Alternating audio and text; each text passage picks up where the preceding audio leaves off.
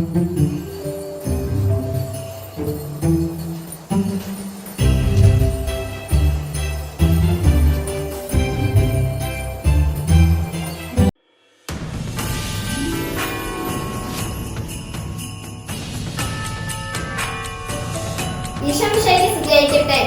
14-ാം ദിനം. ഇന്ന് നമുക്ക് കരോൾ ഗാനങ്ങളെ കുറിച്ച് ചിന്തിക്കാം. കൊച്ചു കൊച്ചറിവുകൾ നമ്മെ യേശുസ്നേഹത്തിലേക്ക് നയിക്കും. കരോൾ ഗാനങ്ങളോട് നിറഞ്ഞു നടന്ന ക്രിസ്മസ് ദിനങ്ങൾ.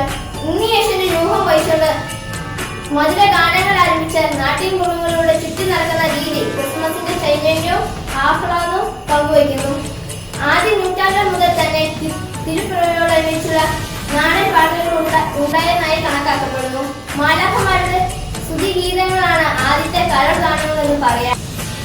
1223 വിശുദ്ധ ഫ്രാൻസിസ് അസീസിയാണ് ക്രിസ്മസ് കുർബാനയോടനുബന്ധിച്ചുള്ള കരോൾ ഗാനങ്ങൾ ആദ്യമായി ബോധിച്ചു തുടങ്ങിയത്. കരോൾ ഗാനങ്ങൾ അർത്ഥപൂർണമാകുന്നത് യേശുവിന്റെ ജീവിതത്തിൽ നമ്മുടെ ജീവിതവുമായി ബന്ധിക്കുമ്പോഴാണ്. ജീവിതത്തിൽ അർത്ഥവും ആഴവും കാണാതെ നൊമ്പരപ്പെടുന്ന എല്ലാവരെയും സമർപ്പിച്ച് പരിശുദ്ധ രാജ്ഞി എന്ന ജപം ഇന്നേ ദിനം ചൊല്ലാം. ആമേൻ.